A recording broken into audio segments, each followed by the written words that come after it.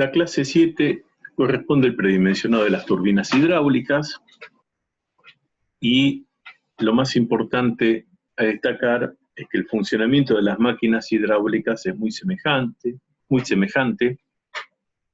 Las leyes y ecuaciones matemáticas que gobiernan este tipo de diseño de corrimiento que se da dentro de las máquinas es el mismo, ya sea para bombas o para turbinas. Cambia muy poco uno de otro, sin embargo, las turbinas son muy específicas para cada central que se construye en el mundo, mientras que las bombas son muy generales. Entonces uno puede necesitar de un tipo de bomba específico, va a un negocio, un comercio y la consigue, y si son muy complejas también se encargan, mientras que las turbinas no. Las turbinas es necesario hacer una licitación, ver qué fabricantes tienen experticia en algunos tipos que ya vamos a ver de turbinas, y en base a algunos parámetros de diseño ofrecen su mejor tecnología, su mejor máquina, el mejor número, y con muchas garantías de funcionamiento, de rendimiento, de transformación de energía, y un poco eso es la base de que uno hace un predimensionado. Digamos, la máquina final será la que venda el fabricante luego de una licitación, que por lo menos no se sabe de antemano quién será. Entonces, uno lo que sí tiene son elementos para poder intuir qué tipo de máquina vamos a colocar y cuántas máquinas vamos a colocar y cómo va a ser la mejor transformación de la energía hidráulica en una energía mecánica. En esta pequeña introducción que ya avancé, bueno, he hablado de varias cosas, fundamentalmente del tipo. Y bueno, abro la puerta a decir que hay varios tipos de máquinas. Las máquinas, en definitiva, todas logran hacer una transformación desde una energía hidráulica que tengo en un embalse a una energía mecánica que se traduce en un torque en un momento en el eje de una máquina. Ahora, esos tipos dependen de una forma, de una geometría que estará más ajustada en función del tamaño del embalse. Ya hay máquinas que son muy eficientes con bajos saltos y permiten pasar una gran cantidad de agua, y hay otras que son más eficientes para saltos muy grandes, aunque los caudales sean chicos. Entonces el tipo está muy asociado a la transformación de una energía en otra, y por lo general, en líneas generales, las centrales serán de bajos saltos, de saltos medios o de grandes saltos. Y para cada una en particular habrá una máquina que es más eficiente en la transformación. El salto del embalse es la diferencia energética que vamos a tener entre el nivel del embalse para cada día o para cada mes que hagamos el análisis y el nivel de restitución que tengamos. Es donde planteábamos siempre Bernoulli, con independencia de la máquina. Nosotros siempre decimos que el salto útil es la diferencia entre el nivel del embalse y el nivel de restitución. Ese salto útil, en términos de Bernoulli, era una gran pérdida de energía. En realidad es una transformación que se produce dentro de una caja oscura, una caja negra, donde está la turbina. Desde afuera, desde un observador que se encuentra en el exterior del aprovechamiento, uno ve una pérdida local, una J gigantesca, que es lo que tengo antes y lo que tengo después de la turbina. Y adentro es una gran transformación. Esa transformación, algo se comentó con las centrales del río Atuel, y se hace justamente en las turbinas. Y turbinas que permiten el pasaje de una gran masa de agua, y hay otras que trabajan con caudales chicos.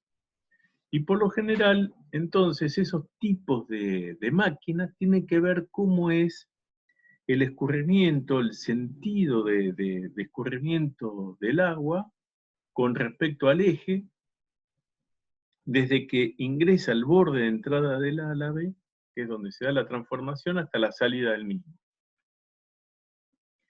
Por lo general, si el escurrimiento del agua, cuando se produce la transformación, es paralelo al eje de la máquina, hablamos de máquinas axiales. Por lo general, son máquinas asociadas a grandes masas de agua, grandes caudales, y vienen con los bajos saltos. Las máquinas de flujo mixto son aquellas que el ángulo del vector velocidad a la entrada con respecto al eje de la máquina difiere con respecto al ángulo de salida de la máquina. Cuando hablamos de entrada y salida de la máquina, hablamos del álave o de todo lo que se llama el rodete, runner, lo van a ver en inglés, que es donde se produce la transformación. Es el elemento que gira por un caudal que está ingresando a la máquina, produce un giro de la máquina y una transformación de la energía en todo lo que se da, que es el álave. Desde que inicia hasta que sale del álave. Ya lo vamos a ver un poco, pero bueno, quiero adelantarme a que ustedes estén expectantes al momento de esta transformación. Y después, por lo general, para generar un momento alrededor de un eje, yo voy a necesitar una fuerza por una distancia. Hay centrales que esa fuerza la generan por un cambio del vector velocidad, que produce una aceleración, y con la masa del agua genera una fuerza, y con un perfil de un álave que, como sucede con las alas de los aviones, se generan campos de velocidades alrededor del perfil alar, que trae aparejado una diferencia de presiones. Entonces esa diferencia de presiones por el área del álave también genera una fuerza. Una fuerza alrededor de un eje que genera un momento. Entonces esta sumatoria de fuerzas generan la definición de cuáles son las máquinas que se dicen de reacción, que están asociados a campos de fuerza por presiones y campos de fuerza por caudales y velocidades. Hay otro tipo de máquinas que trabajan a presión atmosférica, que simplemente en la transformación de energía se da por el impacto de un chorro sobre una placa móvil, como han visto ustedes en hidráulica general. Y entonces vamos a empezar a definir algunos parámetros de este tipo de máquinas, de las turbinas específicamente, y el primero de ellos es lo que se define como el número específico según potencia, que es una relación única para cada tipo de turbina y para cada diseño de turbina. Fíjense que este número específico, así definido como NS, tiene que ver con el número de vueltas al que gira la máquina, que es un número de vueltas constante, la potencia que va a tener cada máquina, elevada en este caso a un medio, y por el salto útil que va a tener el embalse, elevado a las 5/4. Nuevamente, el salto útil está en función del nivel del embalse y del nivel de restitución, no de dónde esté ubicada la máquina, que hasta ahora no dijimos nada y en cursos previos de hidráulica tampoco se dijo dónde estaba la máquina.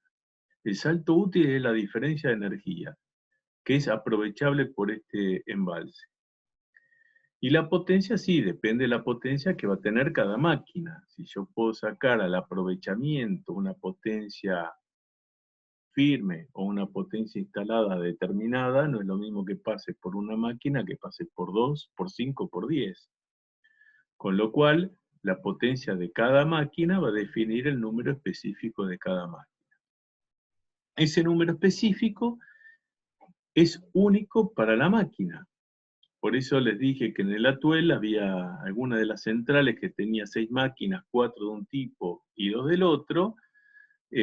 Bueno, al tener el mismo salto útil, hay dos que estaban dimensionadas o predimensionadas con potencias distintas al resto de las turbinas. No es muy común. Pero por lo general este número específico da todos los parámetros geométricos. Define cómo es la máquina en sí, la forma que tiene. Pero en ningún lugar de esta ecuación está diciendo ni el diámetro, ni el tamaño, ni nada específico a la geometría. Quiere decir que ese número específico dice qué tipo de máquina es. Después uno ve un dibujo de una máquina y tiene un número específico asociado. Distintos tipos de máquinas tienen distintos números específicos asociados. Ya vamos a ver algunos gráficos al respecto, pero es importante determinar que ese número específico identifica la máquina. Tiene en cuenta el salto útil, que tiene que ver con el aprovechamiento y tiene que ver con la potencia que es de cada máquina. La potencia era gamma Q por H, con lo cual, de alguna forma, el caudal también está vinculado. Potencia o caudal de cada máquina están vinculados. Pero en ningún momento en esta ecuación aparecen las dimensiones de la máquina. El mismo número específico puede ser obtenido con una máquina chiquita o con una máquina muy grande, pero mientras que sean exactamente iguales, yo puedo hacer un zoom, achicarla, agrandar la máquina y sea exactamente la misma, el número específico es el mismo. Por lo general, en los predimensionados, como tal está específico, o está, perdón, en el predimensionado, como es el título de esta clase de hoy, bueno, hay muchísima experiencia, hay muchísima tecnología, hay muchísimo aprendizaje a lo largo del tiempo y hay muchísimas centrales construidas en el mundo a lo largo del siglo pasado, incluso de este siglo. Entonces, hay grandes personas que se han dedicado a investigar mucho sobre máquinas, sobre las máquinas construidas en el mundo, sobre cuáles han funcionado mejor, sobre cuáles han funcionado peor, han sacado características de cada uno de los aprovechamientos y han hecho curvas de regresión, estadísticas, en función del tipo de máquinas y de los mejores rendimientos de esas máquinas para determinar cuál sería el número específico óptimo para un determinado salto útil. Y por lo general, estos investigadores han llegado a curvas, como la que se ve en el gráfico, que tienen por un lado el salto como parámetro de diseño o como parámetro de vinculación con el número específico. Vinculan el salto útil con el número específico de la máquina. Y entonces se ve que, por ejemplo, para saltos de entre 70 metros y hasta 1000 metros o mayores, que existen en el mundo máquinas mayores, las mejores máquinas, las que mejores transformaciones de la energía hidráulica en mecánica producen, son las máquinas Pelton. Son aquellas que trabajan a presión atmosférica, son máquinas de acción, no de reacción. Y los saltos, y el número específico, que lo leemos acá abajo, queda bastante menos de 80, estamos hablando de prácticamente 40, 50 de número específico, valores. Ya después hay otro tipo de máquinas, que son las máquinas de reacción, las que se llaman de flujo mixto, como se las puede conocer con el nombre de Francis. Son aquellas que su número específico varía de valores de 80 hasta 400 como máximo, y las Kaplan, que tienen saltos más bajos todavía. Acá fíjense que estamos hablando de saltos del orden 50 metros, pero no es el campo de la máxima eficiencia, sí hay combinaciones de ellos, pero son más eficientes para números específicos más grandes. Y en este cuadrito que está acá abajo a la izquierda, son distintos cortes a través del eje, son cortes meridianos a través del eje de giro, donde se puede ver cómo es el álave en función del número específico. Entonces, nosotros podemos ver que si tomamos una máquina, tenemos que para números específicos chiquitos, que son estas primeras Francis, empieza el borde de entrada del álave con un flujo que vendría en este sentido prácticamente perpendicular al eje de la máquina. Este sería el eje para todas las máquinas. Y este es el borde de salida de una álave. Y la velocidad cambia. Tengo un cambio en el vector velocidad, con lo cual se me produce una fuerza. Y además tengo un álave que tiene esta forma. Un álave bastante alargado. Del otro lado, en forma meridiana, existe otro álave igual, donde el agua ingresa por acá, ingresa por todo el perímetro y sale por acá. A medida que el número específico va creciendo, el borde de entrada, las máquinas de flujo mixto, es acá, el borde de salida va siendo más alargado, se va haciendo más axial, tiende a ser más vertical, hasta que tengo las máquinas axiales, donde la entrada del agua es en este sentido y la salida es el mismo sentido. Son axiales porque el sentido de circulación del agua es paralelo al eje de la máquina.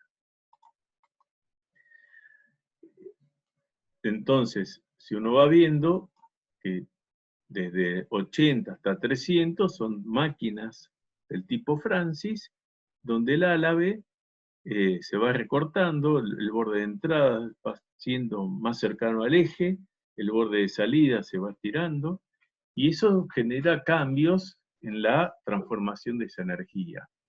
Bueno, esa es la importancia de los diseños, y cada fabricante tiene su experticia, y cada fabricante de algún tipo de estas máquinas, sean mixtas, sean de flujo axial o sean de acción, tienen su mejor diseño para rangos de números específicos muy, muy acotados. Francis, Kaplan y Pelton son nombres con los cuales han trascendido, porque hay fabricantes que los han denominado así, pero no necesariamente sean la definición más precisa. Sí, Francis, Kaplan, las más conocidas, pero son mixtas y axiales. Y por lo general, estos investigadores son los que han hecho estas curvas de regresión en función de los saltos de los embalses, de la mejor eficiencia y funcionamiento de cada una de estas turbinas, y han planteado curvas que dan el número específico óptimo en función del salto útil del embalse. Sirven para predimensionar. En definitiva, sirven para tener una idea de qué tamaño va a tener la turbina y de qué tamaño será la sala de máquinas. Hasta que uno no contrate la construcción de las turbinas, no sabremos específicamente el ajuste final que tendrán en tamaño. Y bueno, nuevamente quise hacer esta copia, esta imagen, justamente para remarcar que, según el eje de giro, que acá es el eje vertical, el ingreso va siendo prácticamente perpendicular al eje, y acá va teniendo un ingreso que cada vez va teniendo un ángulo mayor, hasta que acá es paralelo al eje en la última. Y el borde de salida nos está definiendo siempre el tamaño del álave. En este álave es donde se da toda la transformación de la energía. Hasta acá es todo potencia hidráulica, acá se transformó todo en potencia mecánica y le queda una energía mínima para que el agua sea restituida al río. Esas transformaciones, bueno, son mucho más eficientes. Fíjense que para números específicos chicos tenemos este tipo de turbinas, donde este borde de entrada, estas las vimos en Ewil, este borde de entrada es más parecido a este. El agua ingresa por todo el perímetro de la máquina, por todo el perímetro que tiene la turbina. Entonces, el área, la sección de entrada a la máquina, es esta cinta, por decirlo así, que es pi por diámetro por la separación que tengo en esta altura, ¿no? pi por diámetro por esta altura, este diámetro.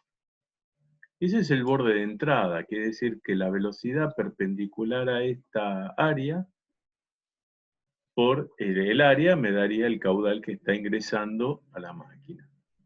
Y algo semejante, si me metiera o me pudiera meter dentro de la máquina, encontraría este borde de salida, que tiene este perímetro acá y tiene un perímetro más grande acá abajo. Son los bordes de salida, con lo cual hay un cambio en el vector velocidad. Fíjense que acá es como que el agua se va desacelerando, ¿no? Cada vez es más grande el borde de salida. Si no hay separación, el ocurrimiento sería en este sentido. Cambia la velocidad, entonces tengo una aceleración por cambio del vector velocidad en módulo. Acá sería más grande al inicio. Tengo un cambio de módulo y un cambio de dirección. Las dos cosas combinadas me dan aceleración. Y después por el efecto del perfil alar. A medida que el número específico va aumentando, vemos acá cómo son los bordes de entrada cada vez más grandes, son más parecidos a estos. Esta está entre 200 y 300, era 250 por decir algo. Este es el borde de entrada, por acá ingresa el agua, cada uno de estos espacios entre álabes me genera un caudal unitario, por supuesto que son metálicos, ¿no? El agua no atraviesa a los álabes, solamente es conducida a través de ellos, son como conductos, canales. Si uno ve acá la imagen de la llanta superior, esto gira todo completo, el 100% de esto gira, todo solidario, están acá soldados, pero uno puede ver acá en la planta superior cómo la sección se va achicando, a medida que el borde va pasando de esta altura, que podría ser esta, hasta una altura mucho mayor acá abajo. El último caso es una máquina de tipo axial, donde el agua viene y sale paralelo. Cuando el agua impacta acá, se genera una fuerza en este sentido. El agua viene así, entonces genera un desplazamiento en este sentido, la máquina empieza a girar, y también sale el agua en este sentido. Lo que pasa es que cuando sale ya este álave giró, ¿no? Esto va girando, entonces cuando empieza a impactar, esto sube, va girando, entonces hay un movimiento de las partículas que alguno se va a llamar relativo, que va a ser cómo se mueve entre este álave y este álave, pero a su vez la máquina va girando, así que en términos absolutos también va teniendo algún giro. Bueno, y estas son las curvas. Por lo general, los autores de Ciervo y de Leva han trabajado mucho con las máquinas Francis y con las máquinas Kaplan, y después de Ciervo con Lugaresi, que es otro investigador, han encontrado cómo han sido el diseño de las máquinas Pelton. Acá se ven tres curvas, fíjense que muchas de estas cambian los años, las tecnologías han ido variando, se han ido optimizando, y en función del salto y estas curvas de regresión se puede estimar el número específico, y a nosotros ya nos permitiría tener una idea de qué geometría tendría la máquina. Entonces digo, bueno, son Francis, la geometría va a ser algo parecido a esto. Pero hemos visto distintas geometrías, hemos visto que según el número específico, sea 80 o sea 400, como que se van ampliando. Bueno, justamente, en función del número específico, estos diámetros y estas alturas se pueden estimar justamente en función del número específico. Entonces hay muchas ecuaciones realizadas, todas derivadas de la experiencia, de la observación, que vinculan los diámetros de las máquinas en función del número específico. Entonces yo entro con el salto del embalse o con el salto útil del embalse y puedo sacar un número específico. Y con ese número específico puedo determinar muchas de las dimensiones de las máquinas, tanto del rodete o del runner, la parte que gira, como de elementos fijos, que son los que se utilizan para la distribución, como esto se llama cámara espiral, y existen otros como el tubo de aspiración, que son otras obras complementarias. Y exactamente con el mismo procedimiento, pero con otras ecuaciones, tengo las máquinas Kaplan, las máquinas axiales, ¿no? Entonces, bueno, todas las dimensiones están vinculadas a el número específico, entrando con el salto útil del embalse, puedo calcular el número específico y así, y todo, poder determinar cómo es la máquina. Ahora, la pregunta del millón es, bueno, salto útil, entonces yo tengo nivel de embalse, nivel de restitución y saco el salto. Ahora, ¿qué nivel de restitución? ¿Qué nivel del embalse? Porque el embalse vimos un nivel máximo, un nivel mínimo, optimizamos el nivel mínimo para decir, bueno, cuál era el nivel del embalse que podía ir teniendo para generar una potencia firme.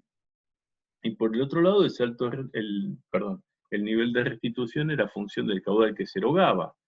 En una central sin regulación pasaba todo el agua, independientemente si lo hacía por el vertedero o por las turbinas, y en los aprovechamientos con regulación solamente era el agua que pasaba por las turbinas, con lo cual el nivel era variable. Entonces, cuando uno hace esas simulaciones y analiza cómo varía el embalse, los saltos útiles posibles son muchos, y lo que se toman es los saltos más probables, como si la consigna de la potencia consigue una potencia firme, varía el caudal, varía el salto, entonces yo tomo el salto más probable y con esa potencia es con lo que yo estoy trabajando. ¿Por qué el salto más probable? Bueno, justamente porque va a ser el que más oportunidades tenga la máquina de observar o de sentir. Entonces, es para el cual yo la voy a diseñar, para el cual voy a tener la mejor de todas las eficiencias posibles que le pueda sacar a la máquina. Como toda máquina, hay un punto de diseño que genera las condiciones óptimas, y cuando me aparto de ese punto de diseño, las consideraciones pueden ir cambiando, entonces puedo perder rendimiento. Entonces, la máxima generación, la máxima transformación se va a dar en las condiciones más probables. Y esos son los parámetros de diseño. Entonces, cuando uno tiene un valor de número específico ya determinado en función de lo que es la experiencia en el mundo a lo largo del tiempo sobre cuáles son las máquinas más eficientes, bueno, uno lo que tiene que determinar es cómo es la geometría de la máquina, definir las dimensiones principales, que por otro lado nos dan también la forma de los álabes, y tenemos que definir el número de vueltas al que va a girar la máquina. Nosotros, por lo general, conocemos máquinas con número de vueltas constantes o variables. Un motor de número de vueltas variable es el motor de un auto. Según uno acelere, cambia el número de vueltas de las máquinas. Los motores eléctricos, por lo general, tienen un número de vueltas que tiende a ser constante, y por lo general son valores sincrónicos vinculados con la frecuencia de la red eléctrica. Entonces nosotros lo que tenemos que generar es una máquina que sea viable técnica y económicamente, y esto también implica determinar cuál es el número de vueltas que tiene que tener la máquina y que debe mantenerse constante. Entonces, un concepto que quiero remarcar antes de continuar es que cuando yo tengo un número específico definido, la máquina geométricamente está definida. Y máquinas que tienen exactamente el mismo número específico serán más grandes, serán más chicas, pero son fotos con distinta escala. Es la misma foto con distinta escala, por decirlo de alguna forma. Por supuesto que en el mundo, y según el fabricante que haya ofrecido la mejor performance de la máquina, el mejor precio, es la que ha vendido su máquina, y hay zonas, por supuesto, que pueden coexistir diseños de turbinas Kaplan o de turbinas Francis, o dicho de otra forma, de turbinas axiales y turbinas de flujo mixto. Entonces, No existe una diferenciación estricta, lo que sí hay que ver cuál de las dos, en caso de existir la chance de que puedan ser un diseño u otro, cuál de las dos es la más económica. Y generalmente todo tiene que ver con los costos, la cantidad, el peso de cada máquina, el tamaño con el acero que está dentro de su fabricación, tiene un peso y un costo asociado. Y por el otro lado, ¿dónde la tengo que colocar? No es lo mismo colocarla cerca de los niveles del río, cerca del fondo, o o tener que hacer una excavación muy profunda que me implique grandes costos de excavación, voladura, por lo general, llegar a una roca sana donde fundarla, que también tiene sus problemas. Bueno, entonces tenemos que saber analizar mucho el tamaño de la máquina, el salto útil, que sea el más probable, el que tenga las chances de funcionar mejor, y analizar cómo va a generar el aprovechamiento. Si yo podría llegar a generar prácticamente una potencia constante, poner dos máquinas sería más que suficiente. Ahora, si yo voy a tener variaciones en la potencia a generar, para que sean eficientes, uno trataría que siempre funcionen en el mismo punto. Y si la potencia puede cambiar en una máquina a lo largo del día, no desde estar perdida apagada, ¿no? Sino desde que está encendida, puede tener unos cambios de potencia, es necesario ver que esos cambios de potencia no me hagan perder eficiencia en la transformación de la energía, por lo cual a veces conviene poner más máquinas, que todas contribuyen con un paso, con un escalón de esa potencia a generar, en que la sumatoria de las máquinas encendidas me genere la potencia máxima y apagando una gran parte, trabajen pocas para potencias a generar bajas, pero también trabajando en su mejor punto de funcionamiento. Bueno, todo tiene un costo, todo se estudia, todo se elige, entonces el salto viene condicionado por el embalse y la potencia de cada máquina será en función de la cantidad de máquinas que sean eh, económicamente viables colocar.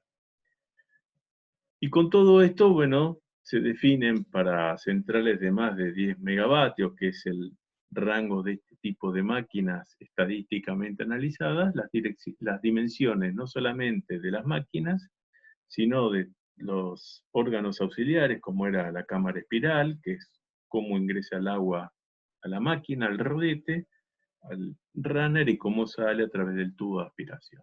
Con todo eso y ver a qué cota se instalan, puedo determinar el tamaño de las casas de máquina, que algunas fotos hemos visto con lo del Reotúnel. Y tendríamos que meternos entonces en cuál es el número de vueltas al que va a girar la máquina. Y lo que tenemos que ver era que esa energía mecánica que transformé de hidráulica a mecánica, esa termina en un generador. Ese mismo eje va a hacer girar a un bobinado asociado a pares de polos, y por lo general va a generar energía eléctrica, y esa energía eléctrica tiene que ser sincrónica, o sea que el número de vueltas está asociado a la frecuencia de la red eléctrica de la Argentina. Acá es de 50 Hz, entonces el número de vueltas tiene que estar asociado a esa frecuencia y los pares de polos. Entonces, yo puedo determinar un número de vueltas haciendo simplemente una elección de la cantidad de pares de polos. La cantidad de pares de polos es 1, el número de vueltas al que tiene que girar la máquina sería de 3000 revoluciones por minuto. Colocar un par de polos, o sea, es en un motor solamente dos grandes imanes diametralmente opuestos, un solo par implica tener una máquina, un generador chico. Ahora, si yo voy a colocar 100 pares de polos, el número de vueltas va a ser mucho menor, va a ser 30 revoluciones por minuto, va a ser máquinas de número de vueltas más lentos, pero el tamaño ese va a ser mucho más grande, porque tengo que alojar ahora 100 pares de polos. Entonces, hay que ver que uno siempre trata de poner el menor número de pares de polos, porque las máquinas son más chicas y, bueno, asociadas al peso de las máquinas serán más económicas, pero ese número de vueltas elevado también tiene otros efectos, especialmente en el rotor, asociados a lo que es la cavitación. Entonces también tenemos algunos temas que resolver en el tema. Así que muchas veces el procedimiento es definir un número específico, por lo menos en función del salto del embalse, será un tipo de máquina de flujo mixto, de flujo axial, será una máquina de acción, podrá haber una zona gris, podemos determinar el número específico según alguna de estas ecuaciones o curvas de regresión. Estas ecuaciones que están acá son las más actualizadas. Acuérdense que con el paso del tiempo las máquinas han sido más eficientes, tienen un rendimiento de transformación superiores al 97%, con lo cual son muy buenas y bueno, elegir el número específico es un trabajo bastante sencillo de realizar, pero tiene muchas implicancias después en el diseño de las máquinas. Y quiero hacer un paréntesis y quiero hacer entender, bueno, esto en realidad es una bomba, no es una turbina, pero para el caso es exactamente el sentido. Ustedes ven que hay una velocidad angular indicada con verde, una curva verde, que es la velocidad de giro alrededor de un eje que está en el centro. Yo tomo acá un punto en el centro, y la máquina gira con una velocidad angular alrededor de este eje. Ahora, cuando la máquina gira, supongamos que ahora el agua está ingresando por el centro, no por afuera. Por eso dije que era una bomba. Por el hecho de que el agua ingrese, ya sea porque la mueve el motor o porque la mueve el agua a este rodete, habíamos dicho que los álabes eran esos álabes de acero que tienen un determinado perfil alar. Quiere decir que el caudal total, en este caso muy simplista, el caudal total está dividido en 4 secciones. Quiere decir que por cada una de estas secciones va a pasar un cuarto del caudal total de la máquina. Entonces, el movimiento que describe la partícula de agua, acá es lo que se llama movimiento o velocidad relativa. ¿Por qué relativa? Porque se mueve entre estos dos álabes que son sólidos, son fijos, que estos dos álabes que estoy marcando acá están condicionando que solamente el flujo puede pasar por esta sección de pasaje. Ahora, mientras que la partícula de agua pasa por estos sucesivos puntos, lo pinto en verde, cada vez que la partícula alcanza distintos puntos de su paso entre estos dos álabes, la máquina está girando. Quiere decir que cuando está en este punto, estaría acá. Pero cuando estoy en este punto, ya la máquina estuvo girando. Entonces ese punto, en vez de estar acá, se me desplazó a este punto. Y cuando la partícula de agua llega a este punto, ya la máquina ya dio media vuelta, por decirlo una forma. Entonces esto es lo que se describe como el movimiento absoluto de la partícula. C está asociado a la velocidad absoluta del embalse y W a la velocidad relativa entre los álabes. Los álabes con la llanta giran, ¿no? Entonces yo en este punto puedo tener una velocidad tangencial acá y en este punto puedo tener una velocidad tangencial así. Esto es lo mismo que yo me pare en este punto, tengo un hilo y acá tengo una piedra. Si la hago girar con esta velocidad angular, la velocidad de la piedra va a ser mucho más que la velocidad de algo que tenga atado a una escasa distancia de mi dedo, por decir una forma. Quiere decir que esta velocidad tangencial, que es una velocidad de la llanta con la que está girando la llanta, ¿eh? Tiene que ver mucho con el radio y con la velocidad angular. ¿Y por qué insisto esto? Bueno, porque la llanta está girando. Si circula agua, gira. Si no circula agua, no. Pero si circula agua, gira. Pero no es lo mismo lo que está girando este punto que lo que gira uno en el exterior para la misma velocidad angular. Quiere decir que la velocidad que tiene el agua dentro de la máquina dependerá de la cantidad de álabes o cómo está pasando, del tamaño de la máquina y de la velocidad de giro. Si yo digo el caudal que pasa por cada máquina, en definitiva es una función de la raíz de 2GH, que es la velocidad del agua, que viene del embalse, un poco el teorema de Torricelli. Yo hago pasar agua, va a venir asociada con una velocidad de este tipo. Esta velocidad la podemos vincular con la velocidad absoluta del agua. ¿Sí? U es la velocidad de giro de la máquina, depende no solamente del tamaño de la máquina, sino que depende de la velocidad de giro de la máquina. Y W dependerá de la cantidad de álabes y cómo será la velocidad relativa de la máquina. Todo esto conjuga en determinar lo que se conocen como los triángulos de velocidad y son los que manejan las ecuaciones básicas del funcionamiento de las máquinas, que no es el motivo de la materia, pero sí es conocerlo. Entonces, yo ahora voy a tratar de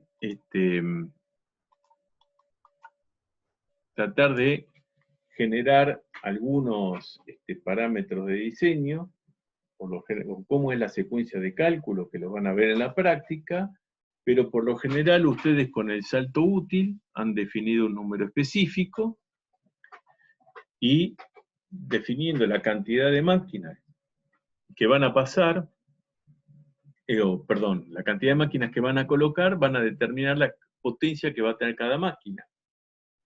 Despejando la ecuación de número específico, pueden tener una idea de cuál va a ser el número de vueltas que debería tener esa máquina. Y ese número de vueltas estaba vinculado al número de pares de polos. El número de pares de polos son la cantidad de polos que tiene un generador. Es 1, 2, 10, 100. Pero son números enteros.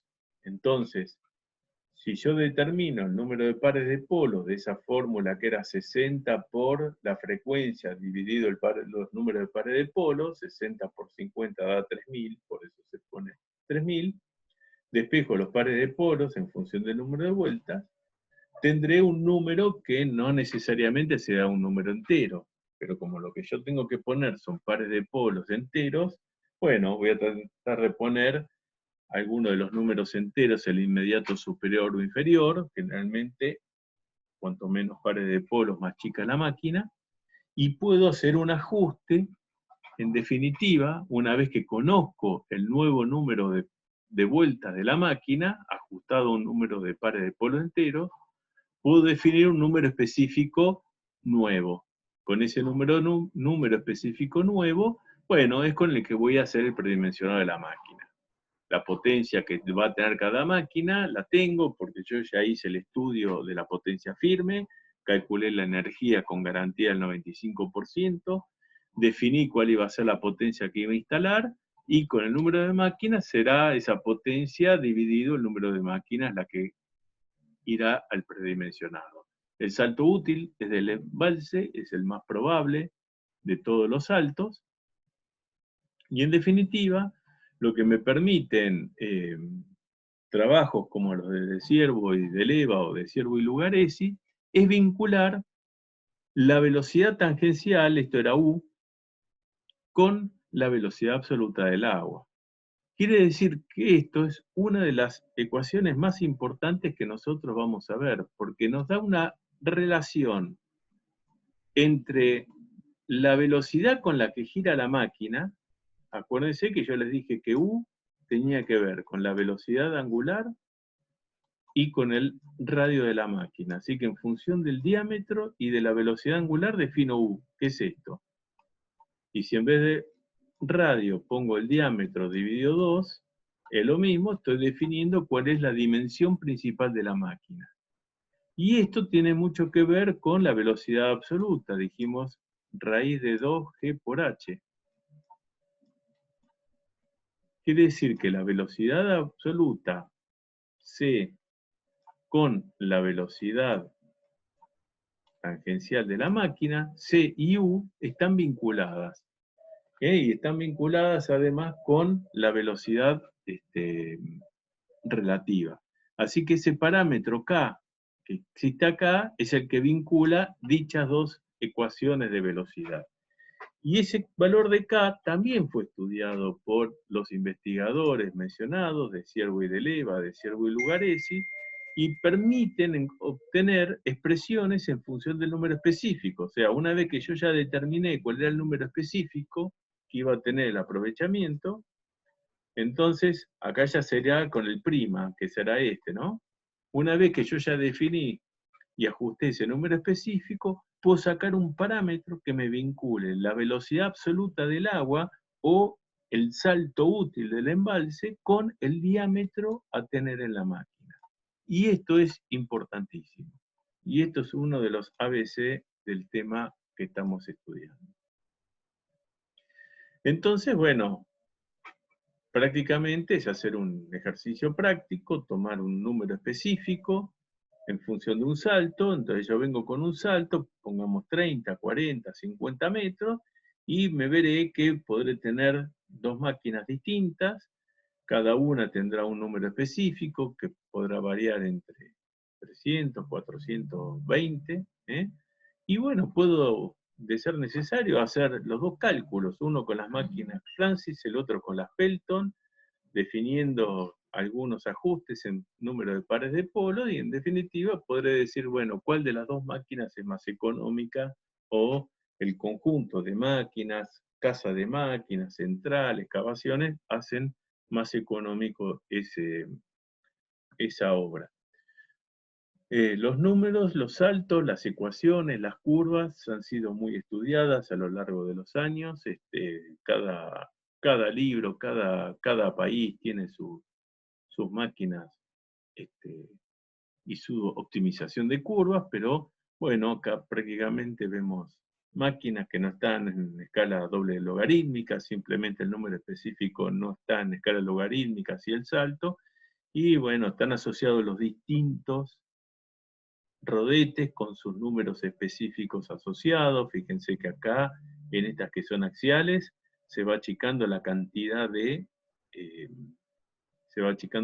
de álabes más axiales. Estos son distintos rodetes. Este lo habíamos visto muy parecido a 80, la teníamos fotos.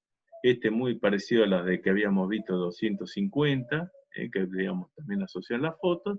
Y esto es un rodete, que es una placa que gira, varias placas fijas a un eje, que son las máquinas de acción, que también las vamos a mirar un poco.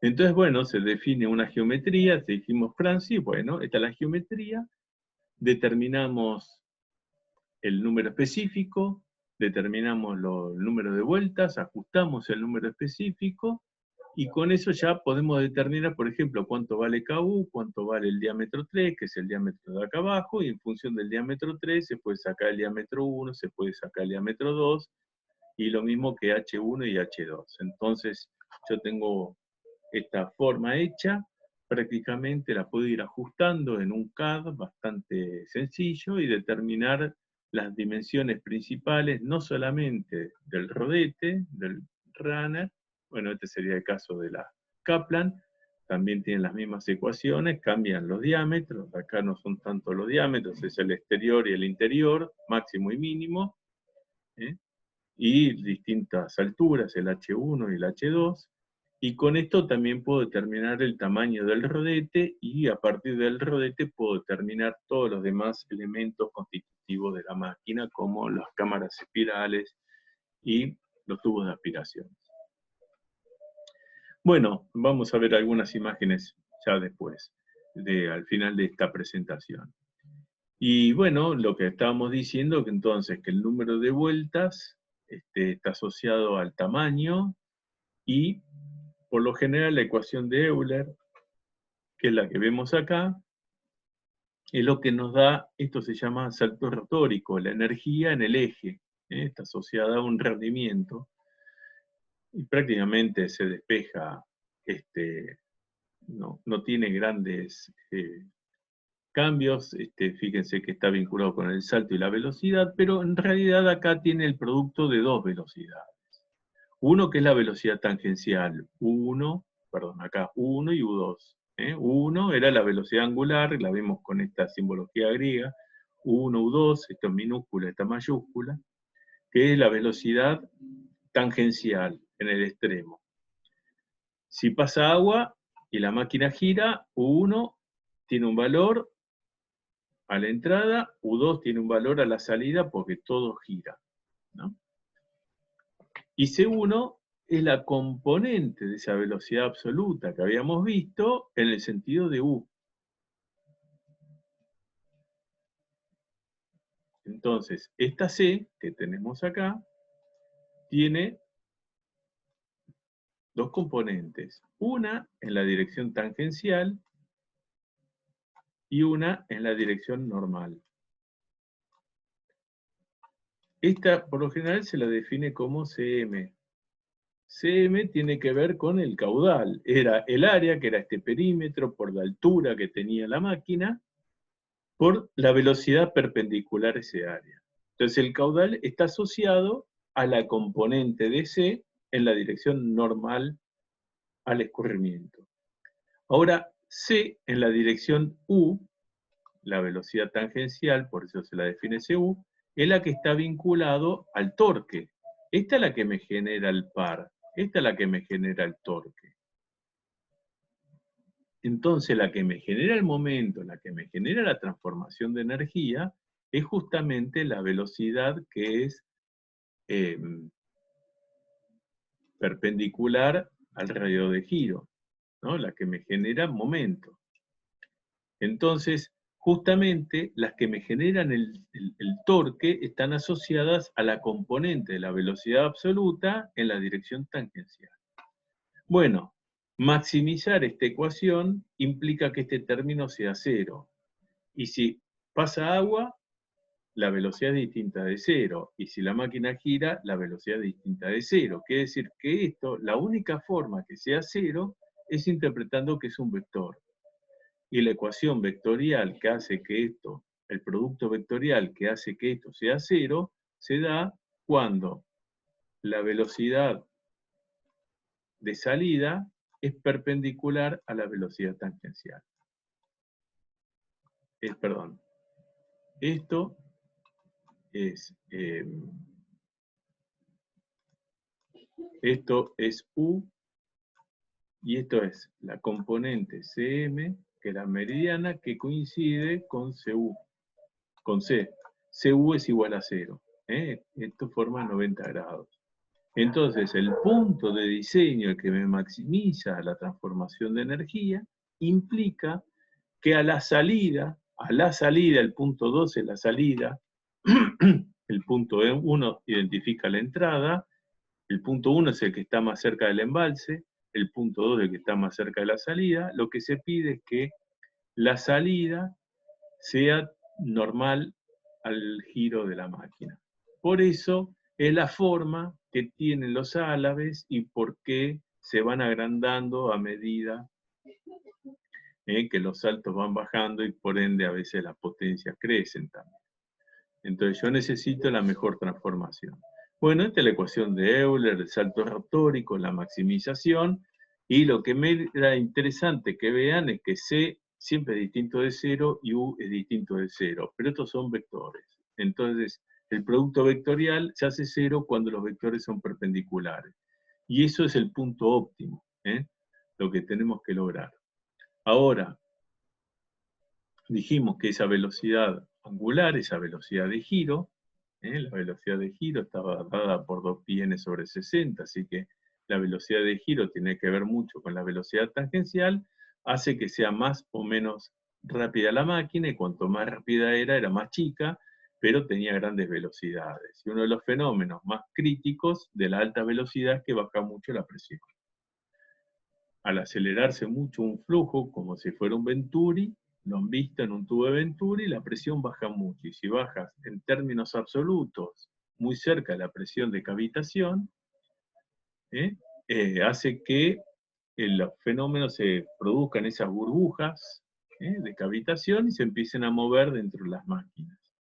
Y donde hay un cambio, aunque sea leve en la presión, de golpe aumente un poco, esas burbujas pueden implotar y si lo hacen cerca de una superficie, como puede ser el álave, generan grandes daños.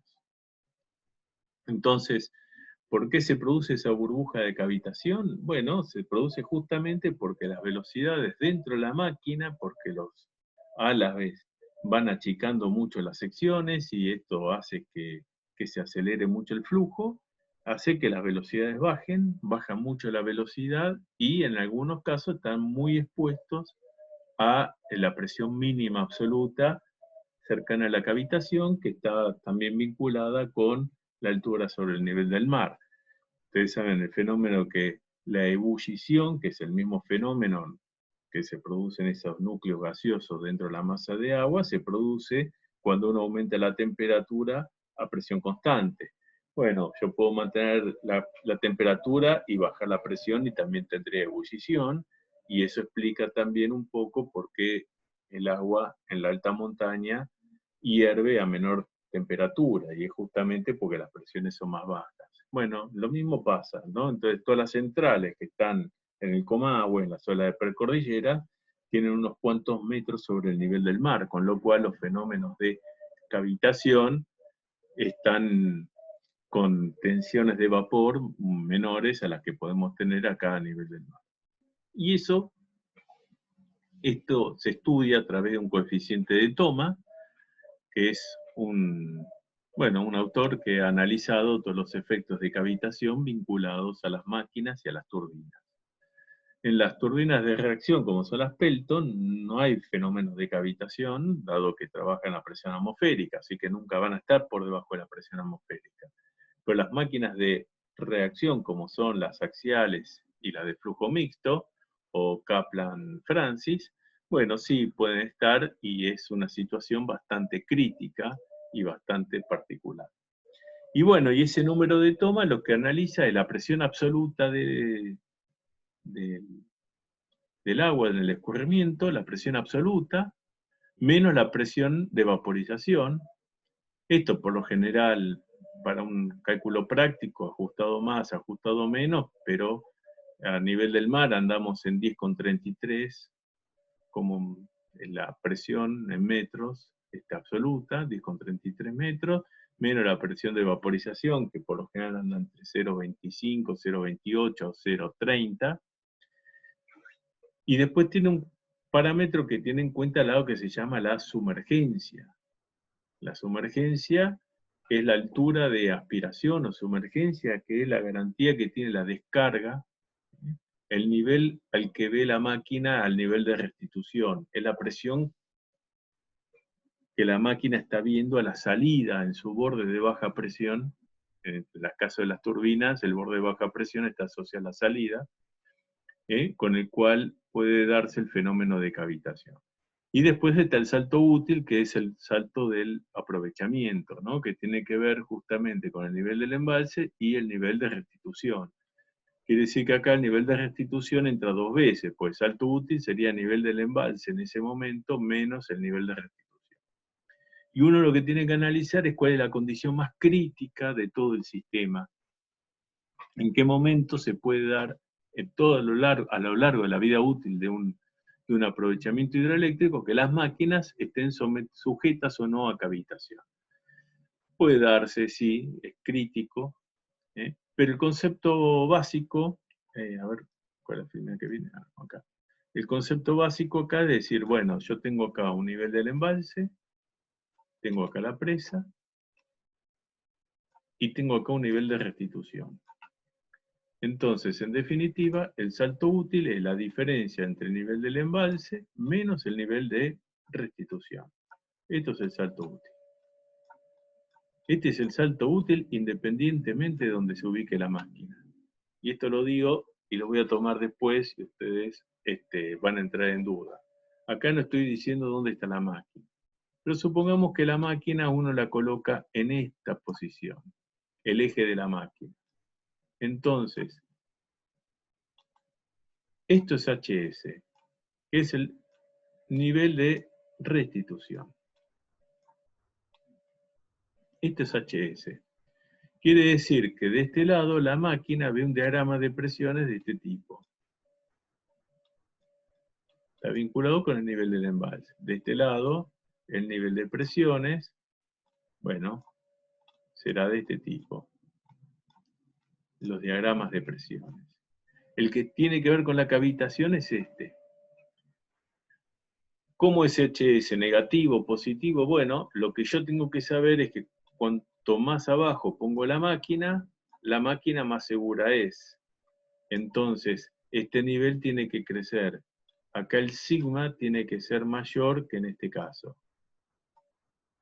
Vamos a poner sigma 1. Acá el sigma tiene que ser mayor que sigma 1. Entonces, para que esto sea mayor, este número tiene que sumar. Entonces, como acá está restando, en este caso yo tendría que poner HS negativo y en este caso HS2 negativo.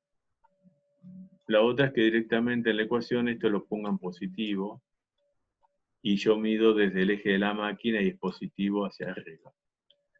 Acá el concepto es sea positivo o negativo, saber que cuanto más abajo estoy, el sigma crece y cuanto más crece el sigma, más segura es la máquina. Esto ahora lo vamos a ver en un gráfico vinculado al rendimiento de la máquina, con lo cual el concepto espero que quede totalmente aclarado.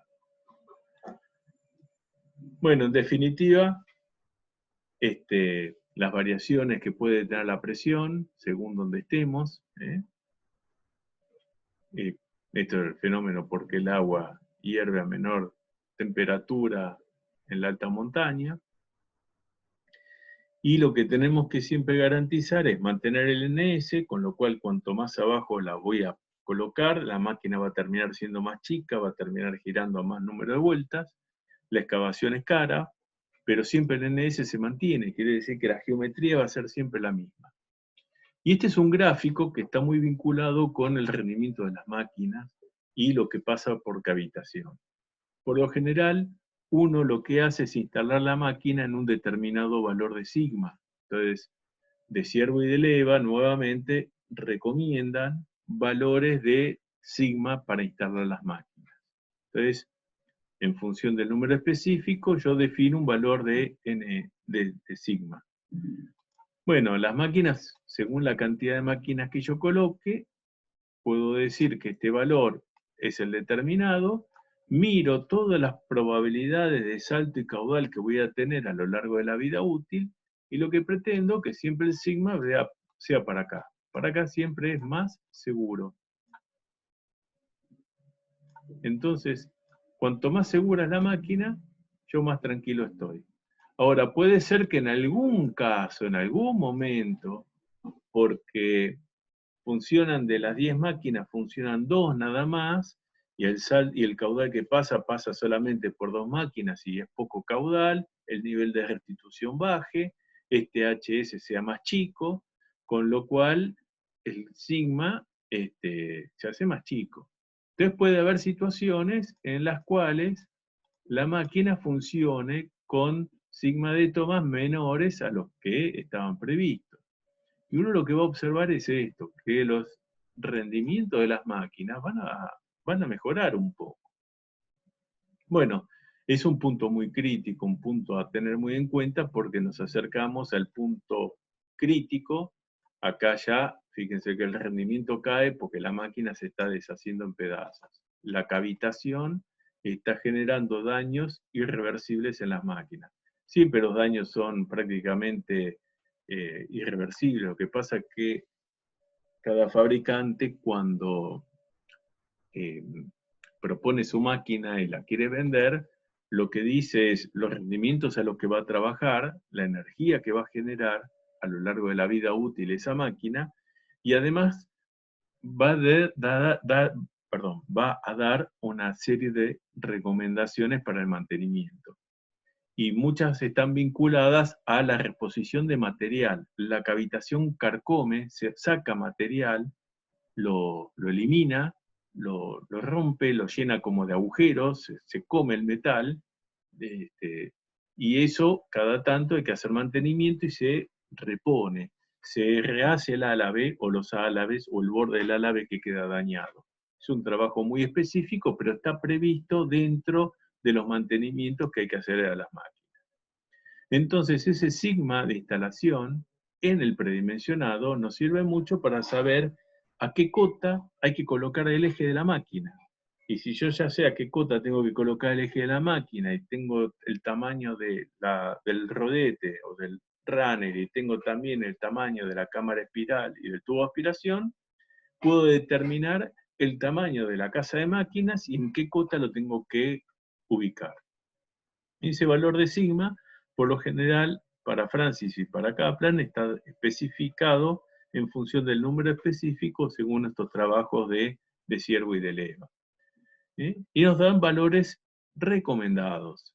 Puede ser que después la máquina trabaje distinto, pero siempre dentro de lo previsible. Hay que ver mucho cómo se van a mover los saltos, el mínimo, el máximo posible de todo el espectro, los máximos saltos útiles, los mínimos saltos útiles, que van a tener injerencia sobre el sigma, y a su vez las sumergencias, que son los parámetros más críticos que tenemos.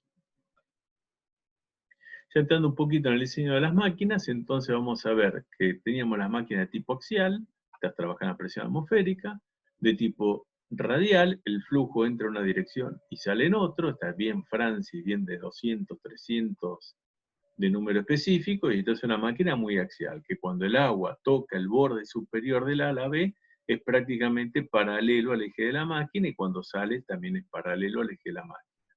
Acá cuando el agua toca el borde de entrada al álabe, prácticamente es perpendicular al eje de la máquina.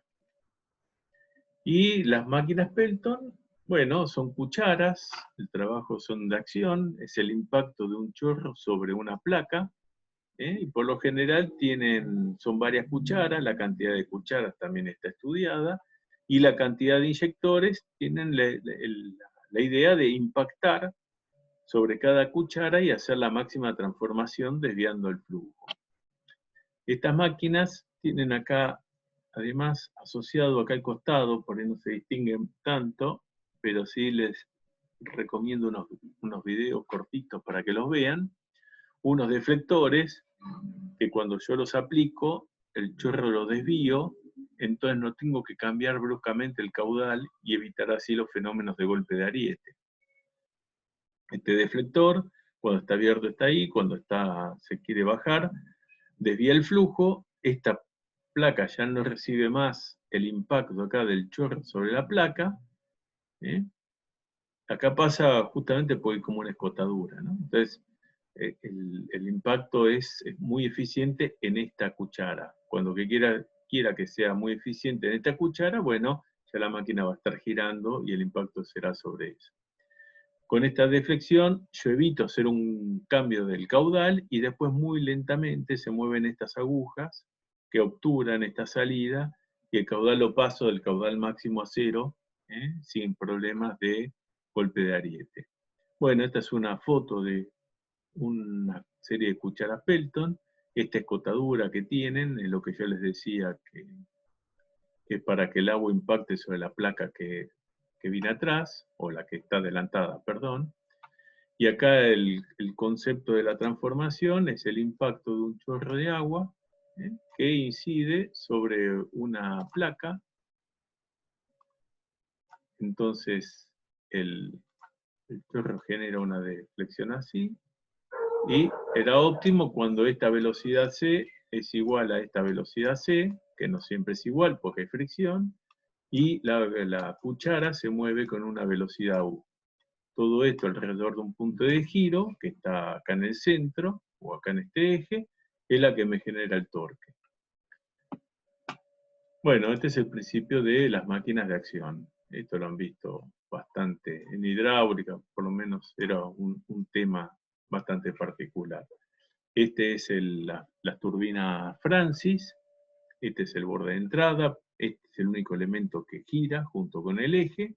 El agua viene desde el embalse y pasa a través de una cámara espiral que, bueno, como un caracol, se va achicando la sección porque a medida que el agua va ingresando en la máquina, parte del caudal que viene por acá va ingresando a la turbina y al dar 180 vueltas, un giro de 180 grados, encontrarnos en esta posición, bueno, el caudal que queda es la mitad del que venía por acá y para que la distribución de caudales y velocidades sea la misma, la sección se va achicando.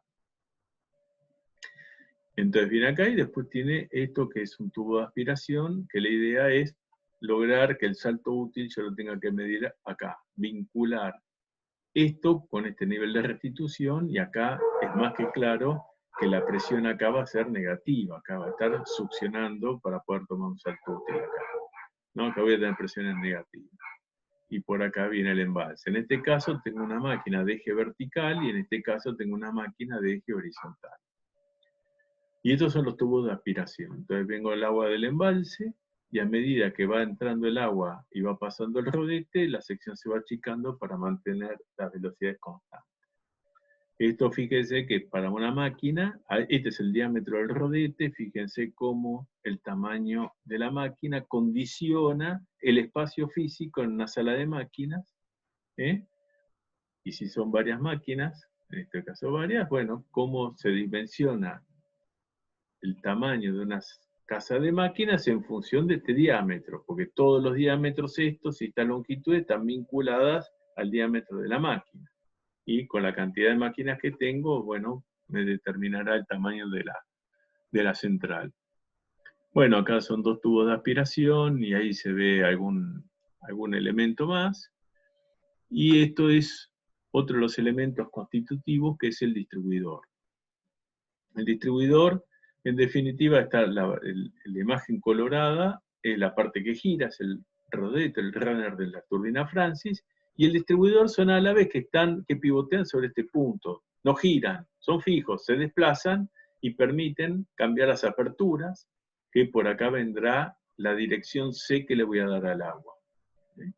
La componente C en el sentido tangencial es la que me va a generar el torque, la que venga en el sentido normal, apuntando al eje, la que me va a dar el caudal, y según se abran más o menos estos álabes amarillos del distribuidor, me permitirá que entre más o menos agua a la máquina. Entonces, en este caso tengo totalmente cerrado, la máquina no funciona, y acá lo puedo tener prácticamente abierto y la máquina está funcionando prácticamente a capacidad máxima.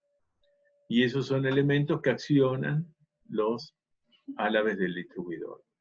El único elemento que gira y hace girar un eje es el rodete. Estos solamente pivotean alrededor de este punto para permitir el paso del agua. Bueno, turbinas rodete Francis de distinto tamaño, de distinta forma. Esto visto la entrada, acá está la salida. Esto es la entrada, acá abajo la salida, digamos, todo esto que pinto ahora, ahora lo voy a pintar en verde, todo esto que pinto en verde acá va a ser la salida del agua a través de toda esta sección, y la entrada que tengo acá es todo lo que tengo de este lado, en todo el perímetro de giro.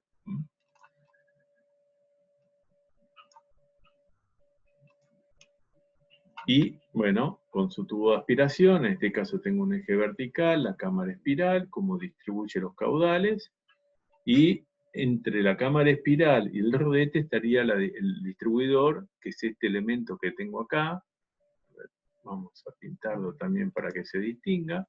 Son estos elementos, estos álabes, que giran y son los que me permiten que el agua ingrese acá a la máquina. Después sale y por acá se restituye nuevamente al cauce y al curso de agua. Y esta es una máquina axial, nuevamente tendrá su cámara de espiral, a veces son de hormigón, hechas in situ, el agua ingresa y está la transformación. Esta es una vista, esta imagen ya se la mostré, esta es otra más grande, bueno, fíjense el tamaño de estas máquinas, evidentemente entre hacer una Kaplan y una Francis, van a ver que por lo general las Kaplan tienen mayor tamaño que una Francis a igualdad de o semejanza del número específico. Lo que tienen en particular estas máquinas Kaplan es que fíjense que acá los álabes parecieran estar muy acostados, ¿no? Y los álabes en estas máquinas tienen la chance de permitirse un giro. Pueden ir girando y pivotear alrededor de este eje. Es una tecnología mucho más cara, pero que me permite hacer que los rendimientos sean muy altos, sostenidos en el tiempo. ¿Ven? Estos álabes giran con este eje. Entonces, al ser álabes que se pueden ir acomodando en función de la potencia, el salto y el caudal que venga, en definitiva, el rendimiento es muy alto para un gran rango de caudales. Y después lo que les recomiendo es mirar estas páginas de YouTube, que cómo está una máquina funcionando, así tienen un poco la realidad,